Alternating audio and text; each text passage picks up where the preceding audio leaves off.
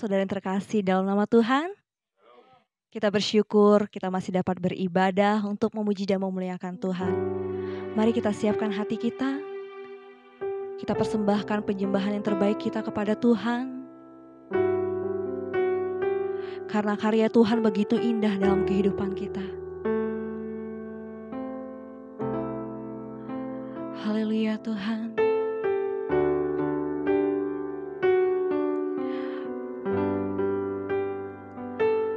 Haleluya Yesus. Bila ku buka mataku dan lihat karyamu, ku terkagum. Bila ku lihat hidupku dan karya tanganmu, ku tersanjung karena semua yang baik dalam hidupku itulah karyamu. Kau beri kesempatan yang baru dan ku ingin mengenalmu Tuhan lebih dalam dari semua yang ku kenal. Tiada kasih yang melebihimu. Ku ada untuk menjadi penyembahmu. Dengan lebih sungguh-sungguh kita nyatakan pujian ini kepada Tuhan.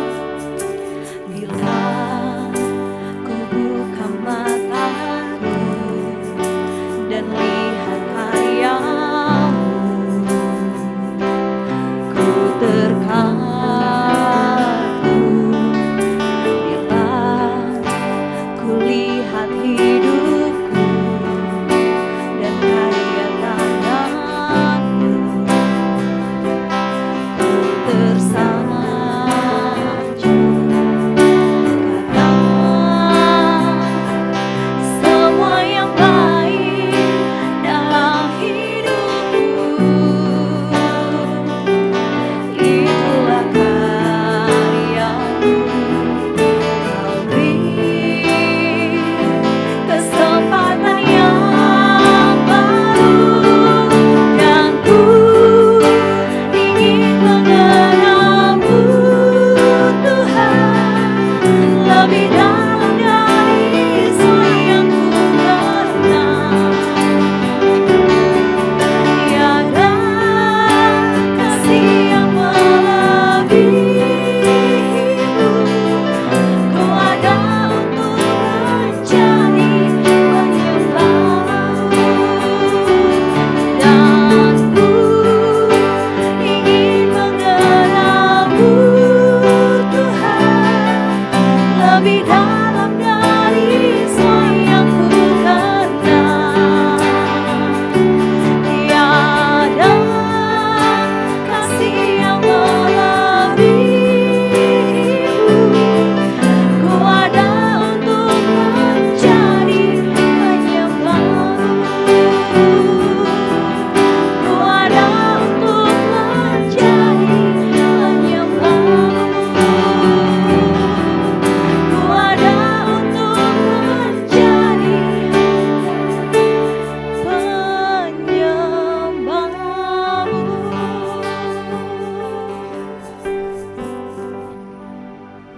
Bapa, kami bersyukur Tuhan, di mana Engkau masih menyertai kami Tuhan di sepanjang kehidupan kami. Semua itu hanya karena kemurahan Tuhan dalam kehidupan kami ya Tuhan. Bahwa sebentar kami Tuhan akan memuji dan memuliakan nama-Mu di tengah-tengah ibadah kami ini. Kami percaya Roh Kudus-Mu turun Tuhan untuk setiap kami Tuhan. Kau berkati ibadah kami dari awal, pertengahan, hingga pada akhirnya. Biar Engkau yang berkarya di tengah-tengah kami. Kami siap untuk memuji dan memuliakan nama-Mu. Di dalam nama Tuhan Yesus Kristus Juru Selamat kami. Haleluya. Amin. Shalom saudara. Kita bersemangat untuk memuji dan memuliakan nama Tuhan. Kita persembahkan pujian terbaik kita kepada Tuhan. Amin. Kita angkat pujian. Ku diberi kuasa.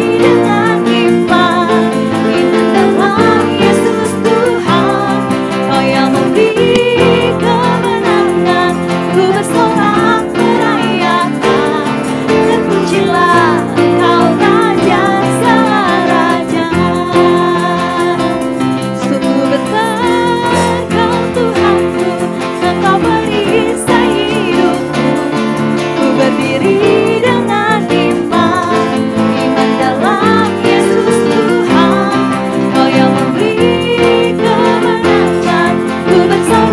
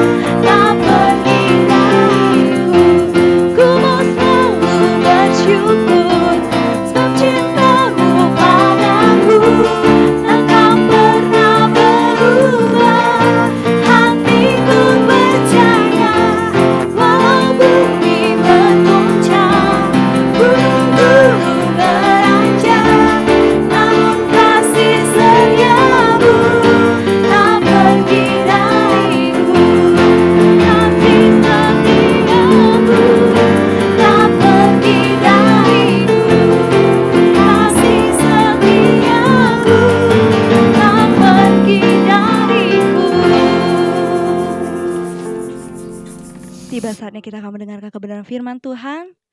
Mari kita siapkan hati kita untuk menikmati firman Tuhan yang akan disampaikan. Bila firman Tuhan tertanam dalam hati kita pribadi lepas pribadi.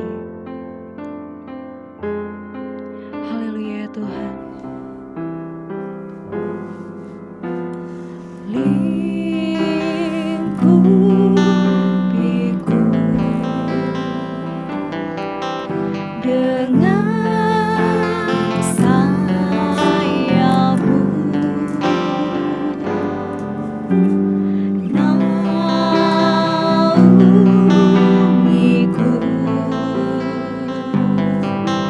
dengan kuasa. Lingkupiku, lingkupiku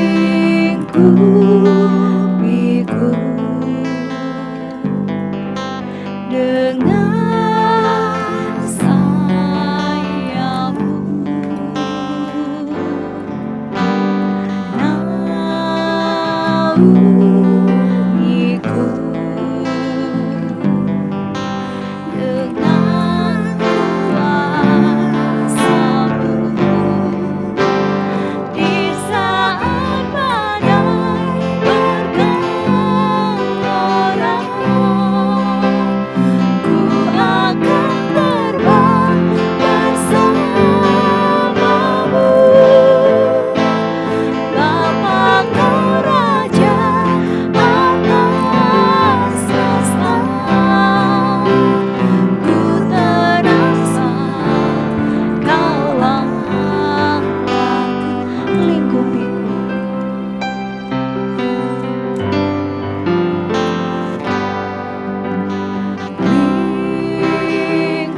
lingkupiku dengan sayap-Mu,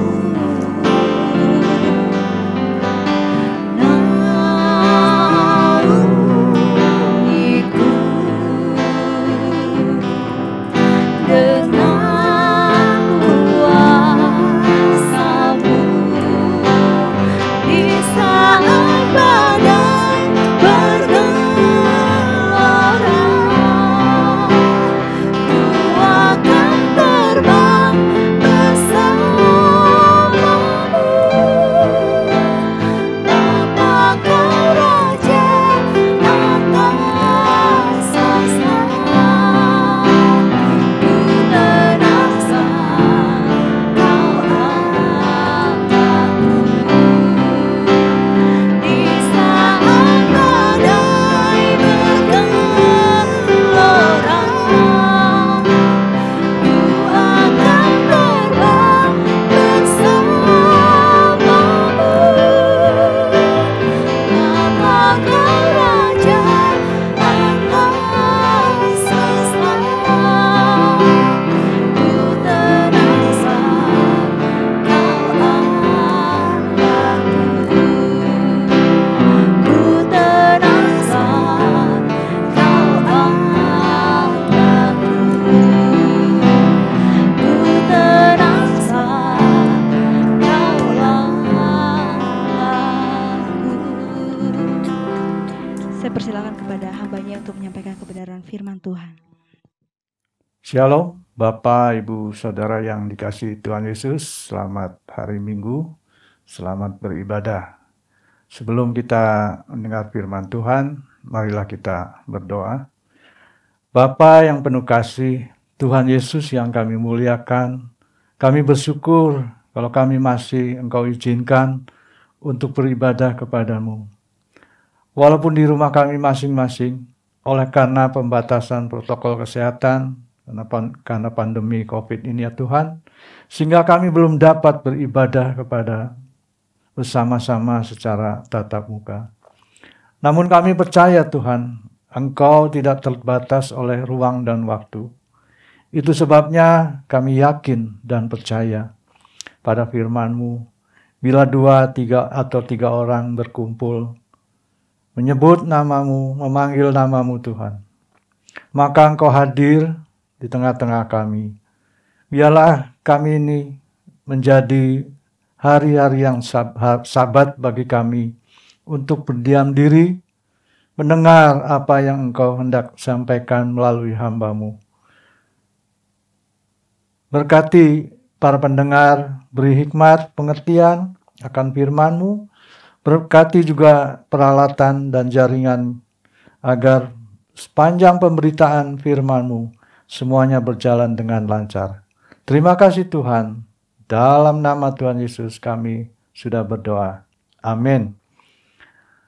Bapak Ibu yang dikasihi Tuhan, marilah kita membaca satu ayat perikop, bagian dari perikop.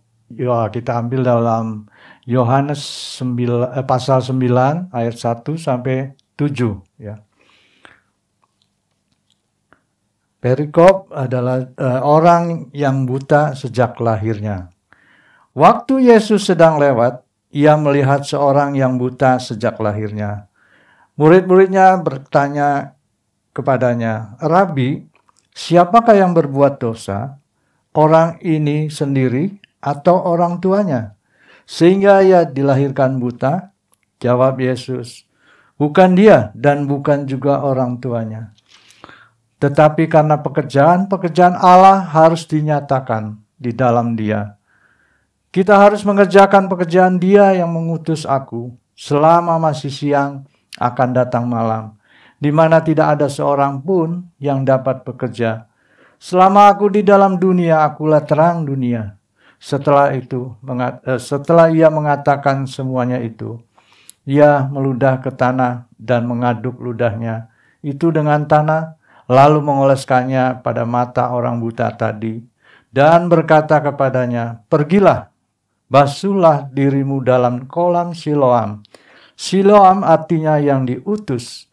Maka pergilah orang itu, ia membasuh dirinya, lalu kembali dengan matanya sudah melek. Pembacaan ayat sampai di sini dulu, Bapak Ibu yang dikasihi Tuhan. Saya beri judul 3G ya, Grace, Glory, dan Gospel. Anugerah, bersyukur, dan bersaksi. Kisah yang dialami orang buta dalam perikop ini mengalami beberapa fase setelah memperoleh anugerah kesembuhan dari Kristus, lalu masuk ke fase tahap bersyukur, dan selanjutnya tahap fase bersaksi. Pekerjaan Allah harus dinyatakan kepada manusia sejak penciptaan serta pemilihannya untuk memperoleh janji pengharapannya. Dalam kisah penyembuhan orang buta ini mengandung arti rohani, proses hidup bagi orang percaya, bagaimana saat dianugerahi janji hidup kekal, haruslah meresponnya dengan iman, dan setelah mengalami kesembuhan, maka memiliki hati bersyukur, dan selanjutnya menyaksikan kepada semua orang bahwa Kristus Yesus adalah Mesias, Sang Juru Selamat. Setelah Yesus mengajar di Bait Allah pada pasal sebelumnya, dan ketika orang Yahudi hendak melempari batu karena marah, Yesus dianggap melecehkan nenek moyangnya. Mereka ada Abraham. Yesus menghilang lalu melanjutkan perjalanannya, dan ketika ia di tengah jalan, dia melihat seorang buta sejak lahirnya. Kita lihat dalam pembacaan tadi ayat 1. Belas kasihan Tuhan Yesus kita yang begitu lembut terhadap orang itu. Dia melihat, ya, katakan dalam ayat 1, orang itu artinya dia mengindahkan keadaan orang itu dan begitu peduli terhadapnya. Saat kaum Farisi mengusir dia dari antara mereka, dia pergi kepada pengemis buta yang malang itu. Ini mengumpamakan tindakan ini sebagai pelambang diberitakannya Injil kepada bangsa bukan Yahudi yang diam dalam kegelapan. Sesudah bangsa Yahudi menolak dan mengusirnya, orang buta itu tidak memohonnya untuk disembuhkan. Namun Tuhan lebih mengetahui kesusahannya. Demikian juga terhadap saudara dan saya sekalipun. Kita tidak memohon sesuatu kepada Tuhan. Kalau Tuhan berkehendak tidak diminta pun, ya, Tuhan akan memberikannya karena selaras dengan kehendak-Nya.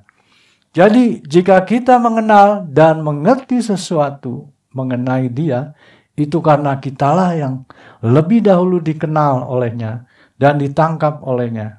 Orang buta tersebut dapat disebut orang malang karena buta sejak lahirnya. Keadaan orang malang ini sungguh memprihatinkan. Dia buta dan telah ada dalam kondisi seperti itu sejak dia lahir. Jika cahaya itu sungguh sesuatu yang manis. Buta atau dengan kata lain tidak bisa melihat. Sudah bisa dipastikan bahwa tidak ada seorang pun yang mau kalau matanya buta. Karena jika mata kita buta atau tidak bisa melihat, maka seluruh kegiatan akan terganggu. Namun bagaimana jika Tuhan izinkan terjadi seperti dalam nas di atas yang menceritakan orang yang buta sejak lahir, berarti sejak dari kandungan ibu orang ini sudah buta. Pertanyaannya, siapa yang membuat dia buta? Jawabannya, Tuhan. Apakah Tuhan jahat? Tentu tidak. Tuhan punya tujuan karena setiap apa yang terjadi dalam hidup ini, satu titik pun tidak ada yang tidak seizin Tuhan. Maka apapun yang dia buat di balik semuanya itu, pasti dia punya rencana yang baik dalam setiap kehidupan manusia. Dalam perikop ini tidak ada hubungannya buta dengan dosa. Mari kita menyimak firman Tuhan yang dicatat oleh Injil Yohanes pasal 9 ini. Orang buta sejak lahir di sini menjadi topik yang hangat di kalangan murid-muridnya maupun di antara orang Farisi. Karena satu hal yang mengagetkan mereka ketika yang buta ini itu matanya jadi melek. Ya. Hal ini para murid-muridnya mengaitkan kebutaan dengan dosa. Ya. Sehingga timbul pertanyaan dari murid-muridnya kepada Yesus. Mereka berkata, Rabi, siapakah yang berbuat dosa? Dosa ini sendiri, dosa orang ini sendiri, atau orang tuanya? Sehingga dilahirkan buta dalam ayat 2. Murid-murid itu menunjukkan sikap yang sangat menghakimi. Ya. Mereka percaya bahwa kemalangan orang tersebut merupakan hukuman akibat perbuatan dosa yang jahat. Dapat dilihat dari pertanyaan yang menunjuk langsung dan menyimpulkan seakan-akan orang yang malang tersebut adalah pendosa. Kita memang lebih sering mempertanyakan dosa orang lain daripada diri sendiri. Padahal seharusnya kita lebih peduli untuk mengetahui mengapa Allah tidak berkenan kepada kita daripada mengapa Allah tidak berkenan kepada orang lain. Yesus menjawab dari pertanyaan murid tadi, ya, bukan dia dan bukan juga orang tuanya. Ayat 3 tadi. Dari mana Yesus tahu hal ini? Karena dia adalah Maha Tahu, ya. Sehingga dia tahu bahwa orang yang buta sejak lahirnya, dia yang mengizinkan terjadi. Dia selalu cakap mengajar dan siap memperbaiki kekeliruan para muridnya. Dia mengungkapkan alasan mengapa orang itu buta, ya, bukan karena dia atau orang tuanya telah berdosa, tetapi dia terlahir buta dan sampai sekarang masih begitu, supaya pada akhirnya pekerjaan-pekerjaan Allah dinyatakan di dalam dia. Ya. Bapak Ibu yang dikasihi Tuhan, di sini Kristus mengenal rahasia bijaksanaan ilahi dengan sempurna. Ya. Tidak seorang pun dapat mengetahui dan menentukan dosa. Ya. Hanya Tuhan yang dapat menyatakan seseorang berdosa. Yesus Kristus adalah Mesias sehingga dapat mengetahui hati manusia. Kristus telah menyembuhkan banyak orang yang kebutaannya disebabkan oleh penyakit atau kecelakaan. Tetapi di sini ia menyembuhkan orang yang terlahir buta. Supaya ia dapat mencontohkan kuasanya yang mampu menolong mereka yang bahkan ada dalam keadaan paling buruk sekalipun. Saat yang lainnya tidak mampu melakukan hal yang sama. Supaya dia dapat memberikan sebuah gambaran dari cara kerja anugerahnya. dalam jiwa para pendosa, yang memberikan penglihatan kepada mereka yang sudah dari awal sifatnya buta hatinya. Kristus mengemukakan alasan mengapa ia begitu siap sedia menolong dan menyembuhkan orang buta itu. Dia sama sekali tidak berniat pamer atau ingin show, namun hanya ingin menjalankan tugasnya.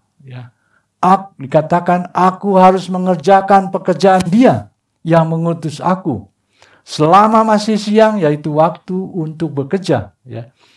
Ayat 4 mengatakan bahwa pekerjaan-pekerjaan Tuhan harus dilakukan selama masih siang. Yang Yesus dimaksudkan di dalam ayat ini adalah bahwa tidak seorang pun dapat mengerjakan pekerjaan ini tanpa Dia. Dia adalah terang dunia. Ayat 5. Dialah yang memberikan cahaya bagi dunia ini sehingga pekerjaan Tuhan memanggil umatnya dapat dikerjakan tanpa terang. Maka kegelapan menguasai dunia. Yesus adalah terang dunia. Melalui Dialah Allah melakukan pekerjaan memanggil umatnya. Dari manakah umatnya dipanggil? Dari dunia yang gelap. Kita baca dalam Yohanes 8 ayat 12 ya. Demikian bunyinya. Maka Yesus berkata pula kepada orang banyak, katanya, akulah terang dunia. Barang siapa mengikuti aku, ia tidak akan berjalan dalam kegelapan, melainkan ia akan mempunyai hidup, terang hidup. Satu ayat lagi yang dalam Yohanes 12 ayat 46. Aku telah datang ke dalam dunia sebagai terang, supaya setiap orang yang percaya kepadaku jangan tinggal di dalam kegelapan. Nah ini saudara, bahwa dunia gelap yang tidak mengenal Allah, demikian juga umatnya dahulu adalah orang-orang yang dikuasai kegelapan. Kita adalah orang-orang yang buta, tidak mengenal Tuhan, tidak melihat Dia di dalam seluruh ciptaannya. Kita hidup di tengah-tengah kegelapan, tetapi walaupun kita buta dan hidup di dalam kegelapan, Tuhan mau memanggil kita. Dia memberikan terangnya yang dengan datang ke dunia yang gelap. Dia bukan saja memberikan terang, Dia juga mencelikan mata kita yang buta. Tadinya kita lebih suka kegelapan, tetapi Dia membuat mata kita terang, sehingga kita bisa melihat Dia yang jauh lebih mulia daripada dunia ini. Siapakah yang dapat memanggil orang-orang di dalam kegelapan untuk berpindah dari gelap ke dalam hidup? Tidak ada yang dapat kecuali Sang Terang itu sendiri, yaitu Yesus Kristus. Hanya Tuhan Yesus yang dapat melakukan pekerjaan memanggil umatnya dari kegelapan. Hanya Yesus terang yang sesungguhnya yang dapat memberikan penglihatan kepada orang-orang buta. Dan Yesus sedang mengerjakan hal ini dengan memanggil orang buta yang mereka temui ketika sedang lewat. Bahwa tujuan dari kebutaan itu supaya pekerjaan-pekerjaan Allah harus dinyatakan di dalam Dia. Yesus memperjelas kehadirannya di dalam dunia ini, bahwa suatu ketika Dia akan bersama dengan murid-muridnya, sehingga kesempatan untuk memperlihatkan kuasa Allah itu bagi murid-muridnya tidak terlewatkan, agar iman mereka semakin diteguhkan. Selain itu, Yesus memperjelas siapa Dia di dunia. Dia berkata, selama aku di dalam dunia, akulah terang dunia. Mungkin artinya Dia ingin menelanjangi seluruh kebutaan manusia secara rohani yang selama ini mereka hanya melihat dan melihat, namun tidak percaya. Tetapi ketika kuasa itu nyata di dalam mata mereka, maka mata rohani mereka terbuka. Sehingga orang-orang yang melihat Dia mengakuinya bahwa Dia adalah Allah. Bahwa rancangan Allah mengenai Sang Penebus dapat dinyatakan dalam orang itu, supaya Yesus mendapatkan kehormatan ketika Ia menyembuhkan, sehingga Ia dapat membuktikan dirinya bahwa Ia diutus Allah, menjadi terang sejati menerangi dunia. Ada 3 tahap tadi yang saya dalam pendahuluan tadi. Yang pertama adalah tahap anugerah atau frase anugerah kesembuhan. Sarana yang dipakai Tuhan Yesus untuk menyembuhkan orang buta itu ada 2, yakni air ludahnya sendiri dan juga tanah. Ya. Ayat ke-6, menjadi pertanyaan jika Yesus tidak pakai kedua hal itu, apakah mata orang buta itu bisa melek? Ya. Jawabannya tentu bisa, ya. Karena dia adalah Tuhan yang Maha Kuasa. Bisa hanya dia berkata-kata, bisa melalui tiupannya, dan lain sebagainya. Mengapa harus dia pakai yang 2 hal di atas? Ya, untuk menunjukkan kepada orang-orang bahwa segala sesuatu yang ada di sekelilingmu, ya, ada gunanya. Ya. Maka manusia dituntut untuk bersyukur bahwa dia sudah melengkapi semuanya untuk manusia. Agar dipakai dan bukan dirusak. Agar dia dipelihara dan bukan dikotori. Ya. Tetapi di ayat ke-7 dikatakan bahwa orang buta itu tidak langsung melihat setelah Yesus mengoleskan tanah dan ludah tadi.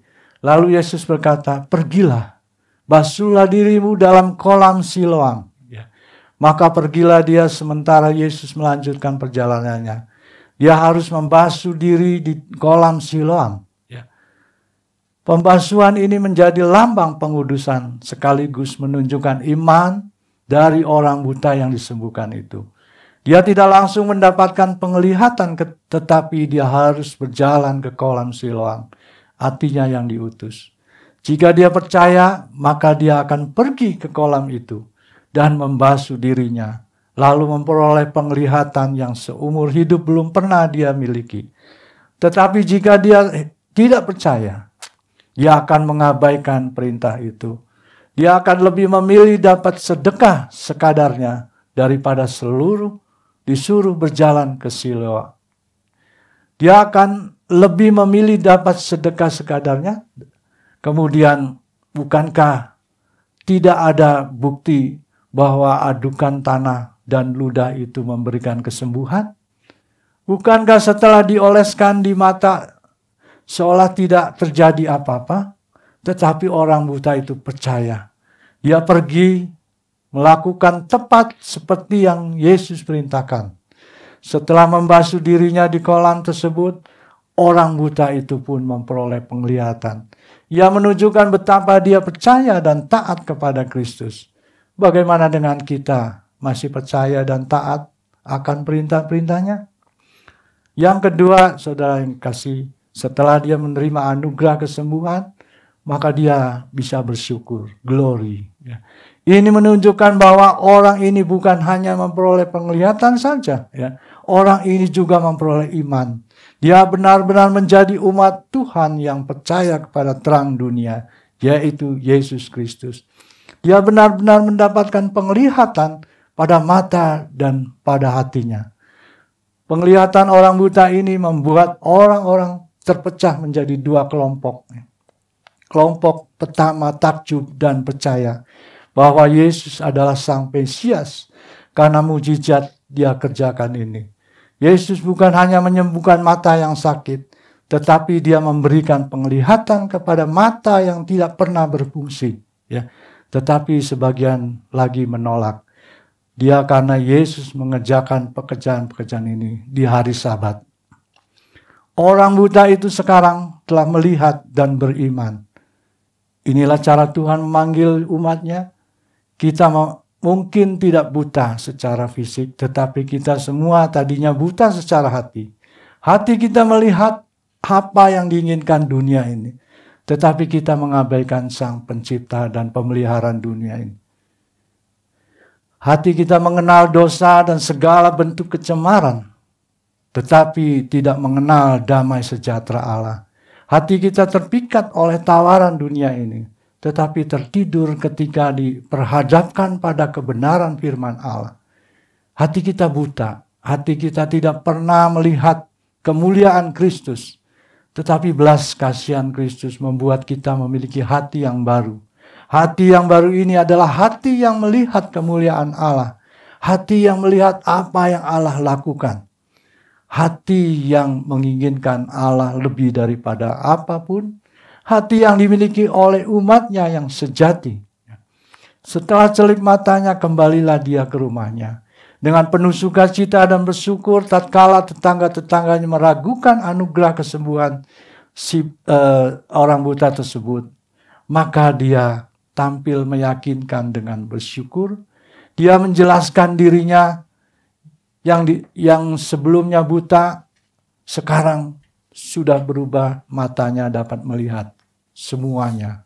Sikap bersyukur ini bisa kita lihat dalam ayat 11 ya, ketika yang memberi jawab kepada tetangga-tetangganya yang menanyakan bagaimana ia dapat melek. Ayat 10 dia menjawab. Jawabnya, orang yang disebut Yesus itu ya, mengaduk tanah, mengoleskannya kepadaku, mataku, dan berkata kepadaku, pergilah ke Siloam dan basuhlah dirimu. Lalu aku pergi, dan setelah aku membasuh diriku, aku dapat melihat. Ya. Maka hati berdebar-debar, bersukacita ya. Dia menceritakan bagaimana dia sudah melihat dan dicelikan oleh Tuhan. Tahap yang ketiga yaitu gospel atau bersaksi. Ketika tetangga-tetangga itu membawa ia ke orang-orang Farisi, ya, dalam ayat 13, dan orang-orang Farisi itu menanyainya dia, ayat 15 dan 17, karena tidak percaya akan cerita dari orang buta itu, maka mereka memanggil kedua orang tuanya, dalam ayat 18. Namun orang tuanya takut dikucilkan dari komunitas bila membela anaknya. Ayat 19 dan 23. Nah, orang buta yang telah celik itu terus diinterogasi dan ditekan oleh orang Farisi sampai berdebat, dan dengan berani ia membela Yesus. Ayat 24 sampai 34. Ayat 33 dikatakan, jikalau orang itu, Yesus, tidak datang dari Allah. Ya, ini pembelaan orang buta tadi yang sudah dicelikan. Jikalau orang itu, ya, dia menunjuk Yesus, tidak datang dari Allah, ia tidak dapat berbuat apa-apa, mencelikan orang buta sejak lahir. Jawab mereka, engkau ini lahir sama sekali dalam dosa, dan engkau hendak mengajar kami? Lalu mereka mengusir dia keluar. Akhirnya orang buta ini diusir. Ya. Nah, konsekuensi yang dialami orang buta atas pengakuan Kristus sebagai Mesias datang dari Allah, akhirnya diusir ke kota. Dan tidak kebetulan dia bertemu lagi dengan Yesus. Lalu Yesus bertanya, setelah dia mencelek matanya, Yesus mendengar bahwa ia telah diusir, dalam ayat 35, saudara, keluar oleh mereka. Kemudian ia bertemu dengan dia dan berkata, percayakah engkau kepada Anak Manusia? Dengan iman yang dimiliki jawabannya, aku percaya. Dalam jawaban 36 ayat 36, siapakah dia Tuhan? Supaya aku percaya kepadanya? Kata Yesus kepadanya dalam ayat 37, engkau bukan saja melihat dia, tetapi dia yang sedang berkata-kata dengan engkau, dialah itu. Setelah mengalami kesembuhan, kini dia menjadi saksi bagi Kristus dengan tidak takut dikucilkan dan dengan berani, tidak seperti orang tuanya tadi, orang buta tadi. Ya. Nah, saudara, yang menggambarkan bahwa orang-orang yang belum mengenal Yesus, bagaimanapun lebih menyedihkan lagi. Banyak dari antara kita yang sekalipun sudah mengenal Yesus, tetapi takut untuk bersaksi. Nah, apakah kita termasuk orang-orang yang takut bersaksi? Dari pasal ini ada di 38 dan 35 ayat 38 ya. Sekalipun orang buta itu telah menaati apa yang Yesus perintahkan dalam ayat 7, namun ia belum tahu siapa dia, ya. Tapi dalam ayat 25 jawabnya, apakah orang itu orang berdosa? Aku tidak tahu, tetapi satu hal aku tahu, yaitu bahwa aku tadinya buta dan sekarang dapat melihat. Di ayat 35 sampai 38, Kristus mendewasakan iman dari orang buta itu dengan memberikan pengajaran tentang siapakah anak manusia itu. Sebagai orang Kristen sudah berani bersaksi, namun mereka belum benar-benar mengenal siapakah Yesus itu. Sehingga mereka tidak bisa menjelaskan siapakah dia. Orang-orang percaya ini harus dilengkapi terlebih dahulu dengan pengajaran atau doktrin yang benar, agar dapat memberikan jawab kepada setiap orang yang memintanya. Kita harus benar-benar belajar firman dan bertemu dalam meditasi. Bukan hanya sekedar melihat dia, tetapi berkata-kata dengan dia. Ayat ke-37. Percaya kita haruslah bukan percaya yang membuta tanpa pengertian, namun yang melihat dan dengan pengertian, karena Tuhan sudah membuka pengertian kita itu kepada kita melalui iluminasinya. Marilah kita bersaksi bagi Kristus kepada semua orang, tidak takut dikucilkan, bahkan siap menghadapi rintangan. Itu tanda memiliki iman yang sejati. Bukalah mulut kita untuk bersaksi bagi Kristus. Selagi kita masih diberi kesempatan hidup dan memiliki mulut yang sempurna, janganlah kecewa kemudian bila saudara dan saya sudah tidak diberi kesempatan dan kemampuan untuk bersaksi. Kita harus sadar bahwa kita adalah orang-orang yang mujur, ya, tidak seperti orang Malang tadi. Masih banyak orang-orang mujur namun belum menemukan sang pencelik mata, yaitu Yesus Kristus. Dalam meditasinya, orang buta ini kini telah dicelikan menjadi saksi Kristus. Dan melalui dia kemuliaan Allah dinyatakan seperti perkataan Yesus pada ayat 3. Dan terus dia bersaksi dan banyak jiwa dimenangkan bagi Kristus.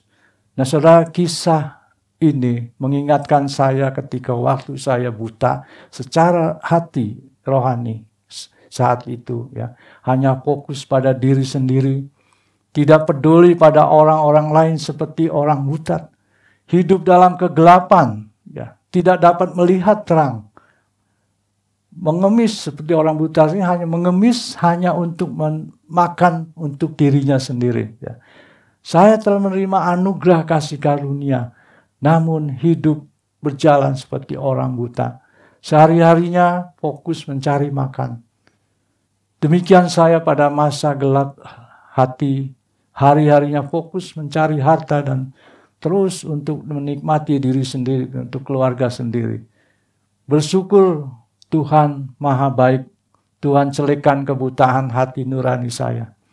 Hingga hati mulai diterangi, walaupun melalui kehancuran, kesengsaraan yang Tuhan izinkan terjadi. Semula hidup dalam kegelapan, berlimpah harta, tidak ada rasa syukur. Lalu Tuhan izinkan bangkrut. Harta semua ludes, dan barulah Tuhan celikan dan pulihkan keadaan. Lalu barulah saya dapat bersyukur dan bersaksi. Demikianlah irama kehidupan silih berganti, penderitaan, lalu Tuhan angkat penderitaan kita, setelah itu kita bersyukur, lalu kita bersaksi, dan seterusnya berputar selama kita masih hidup. Ya saudara, dilema hidup kita terus alami, penderitaan, kesembuhan kita alami, ya, sampai akhir hidup kita, ya. Namun yang paling penting, yang inti dari kisah orang buta diselikan ini, saudara, menggambarkan kita adalah semula anak-anak yang hidup dalam kegelapan. Namun Kristus telah memberi anugerah, yaitu mengangkat dari dunia kegelapan menjadi anak-anak terang. Haruslah kita bersyukur dan terus saksikan. Bila saat ini ada saudara yang dalam kondisi seperti orang buta tadi, menderita, ya, merasa gelap, tidak dapat melihat cahaya kasih dan kebaikan serta kemuliaan Tuhan, oleh karena diselimuti rasa ketakutan, kesengsaraan, dan berbagai problema kehidupan. Maukah Tuhan sembuhkan celikan mata hatimu, agar dapat melihat kemuliaan Tuhan Yesus bertata di hatimu, dan pekerjaan-pekerjaan Allah dinyatakan bagimu. Mari saya ingin berdoa bagi kita semua. Haleluya. Amin. Baik, kita berdoa. Bapa di dalam surga, dikuduskanlah namamu, datanglah kerajaanmu, jadilah kehendak-mu di bumi dan di surga. Terpujilah Tuhan Yesus Kristus, Sang Juru Selamat dan terang dunia. Kami bersyukur menjadi umat pilihan-Mu yang mempunyai pengharapan kepadamu, yang telah mencelikan mata hati kami, sehingga dapat melihat kemuliaan Tuhan lebih jelas lagi. Ajar kami peduli kepada orang-orang yang menderita di sekitar kita, seperti Engkau telah memberi contoh pada kisah orang buta yang dicelikan. Ampunilah Tuhan jika kami belum dapat melakukan seperti Engkau lakukan. Namun sesungguhnya kami rindu senantiasa meneladani Engkau ya Tuhanku. Kami tidak hanya takjub menerima anugerah-Mu, namun haruslah kami senantiasa bersyukur dan tidak ada alasan untuk senantiasa menyaksikan kasih Kristus kepada siapapun. Terima kasih Tuhan untuk firman-Mu, bimbing kami untuk dapat melakukannya. Di dalam nama Tuhan Yesus kami berdoa. Haleluya. Amin. Jemaat yang dikasihi oleh Tuhan, terimalah berkat Tuhan. Kiranya kasih setia abadi dari Allah Bapa, anugerah dari Tuhan kita Yesus Kristus, dan pemeliharaan Rohul Kudus ada senantiasa beserta dengan kita sekalian dari sekarang sampai selama-lamanya. Amin.